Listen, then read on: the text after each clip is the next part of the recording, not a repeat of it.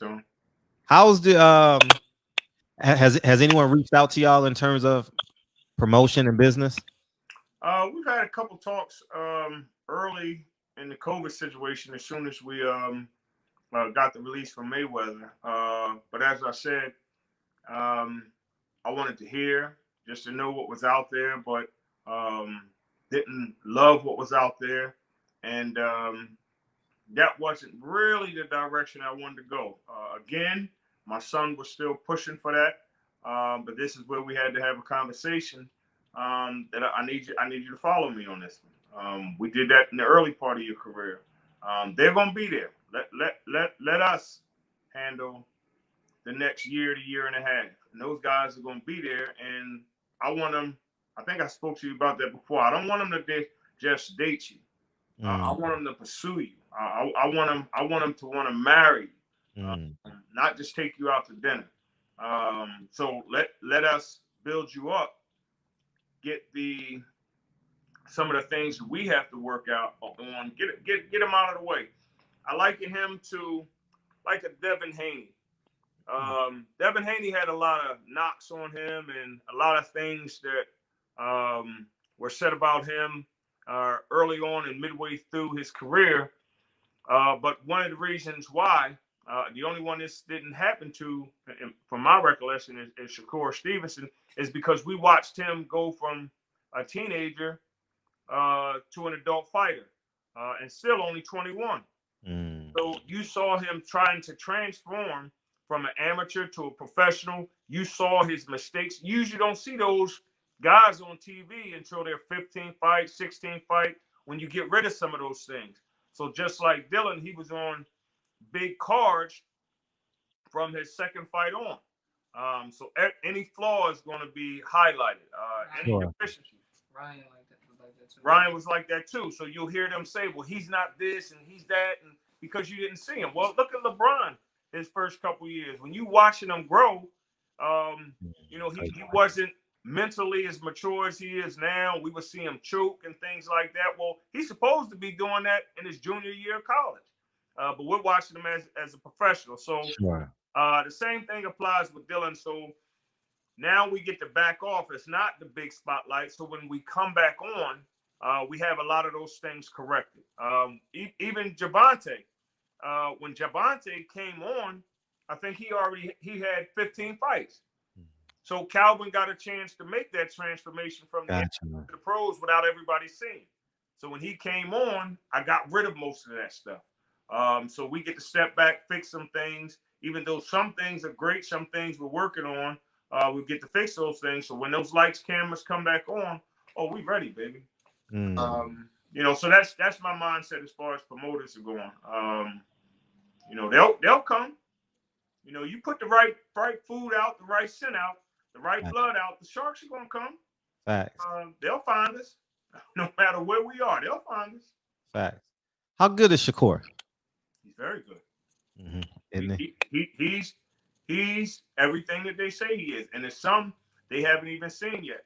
He was about 2 or 3-0, and I took my sons, not Dylan, my other son, another kid, to Tennessee for a tournament, and he was there with a couple of his guys, and we went out to dinner, and I was just talking to him, and I was telling him, don't get discouraged. That's when Teddy Atlas was grinding him up, top rank, a couple of guys, Brad, those guys, they're quick, to, unfortunately, when it comes to African-American fighters, Well, I got a story for you. I'm glad you said that. I got a story for you about that. they're quick to change on you.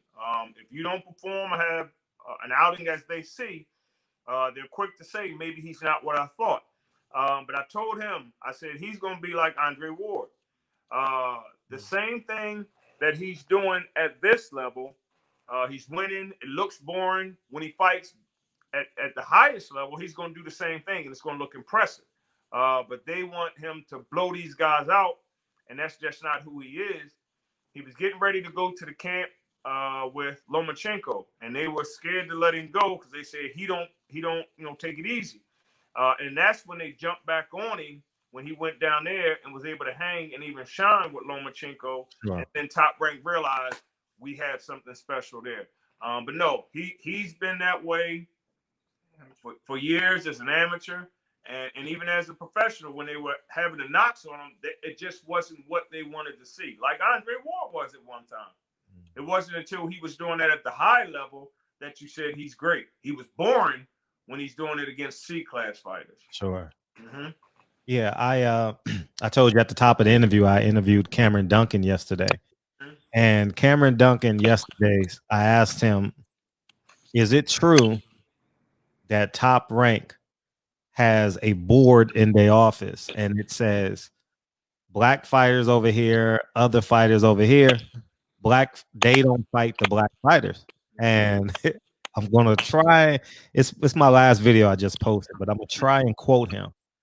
He said, "Oh, you want to talk about race?" Mm-hmm. And he proceeded to say, well, it's true that they say that if you go to any corner in America or in the world, you ask a white person to throw a jab, it's not basically not gonna like a black person jab. Black person is gonna be able to snap his jab out, right? Mm-hmm. And he says that's just business. And he said, it's out of respect. It's out of respect. It's out of respect. And I just let him keep talking because he's just unraveling the suit. You know, I didn't want to refute him or I wanted him to keep on talking. And it was rather revealing, you know. And now when you look at that era, because Cameron was with them for a long time, you know, and if you look at that time period, you say, wow, you look at all the fighters that were held back, you know, and they never got a chance to fight that Latino fighter. Now you look at Shakur Stevenson, who didn't get Oscar Valdez, who they pushed up so he wouldn't fight the guy who fought yesterday. You see, I forget Narate, whatever his name is. So Cameron speaks to that as well. You know? And that I'm glad he was honest with that, being forthcoming with that information, because I know it, you know it, but that's that God-given ability that Yahuwah gave to the children of Israel. Yeah, that the world knows that it has to be a disadvantage. We gotta give them a disadvantage. We gotta set them back 400 years, just so they don't catch up to us in 40 years, as we did in the Reconstruction era. So it's the same thing in boxing. You know, I taught my son that, to just watch that kid. And it's the reality of boxing life. You get an African-American kid that could be super, and you got a Caucasian kid that's good. That Caucasian kid is going to be pushed up the ladder because he's doing things that you can do. Because the rest of the world understands that we're like superheroes. We're Supermen. So we have to highlight it when somebody else can do something even similar to what we do. And I don't mean to sound like a racist. I'm saying from the perspective of what my Bible teaches and what I believe to be true, and then what American world shows us. You know, but this is the world we live in. We don't complain about it. We acknowledge it and say, okay, well, if you got to do double to get acknowledged what he only has to do, 50% of, then that's what we got to do, because we're going to be winners and we're going to survive no matter what. Yeah, because the strongest of us survive. That's right. So we're from the strongest lineage, as it pertains to slavery. That's right. Yeah, it's November 7th. Yep. What can we expect, man?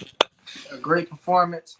I'm gonna show everybody, all of the doubters, all of the people that have been wanting to see me win, all the people that didn't want to see me win, how much better I've got, and that I'm really in the real deal. Like, I'm the truth. I'm gonna show everybody that come November 7th. I've been saying it, Fred. I've been saying it for months now, since this whole COVID thing started. And when my last fight, I was starting to feel comfortable. I was beginning to feel comfortable in the professionals and things like that. But I'm gonna let my hands do the talking. I'm not gonna say too much. Just come November 7th, get your tickets, get your popcorn ready. It's gonna be a spectacular performance. I'm in the gym every single day. I'm focused. I'm dedicated. I'm ready to put on a show. Will you stop the fight before we finish our popcorn, or? You just gotta wait and see. Yeah. Will Will there be a network? or online stream that we can watch it? Yeah, it's under Rodney Rice Promotions, R&R Promotions. You gonna post it on your Instagram, Yeah, Dylan? we'll post it. And it is going to be some type of. I'll post it Saturday. Yeah. But yeah, it is going to be some type of live stream because the commissioner is only allowing 300 people. So this is kind of a test, a pilot to see how it's going to go. So we just pray everything goes well. And then just the different precautions that you have to take with COVID and your team. And we had a guy sparring. Glenn Desern came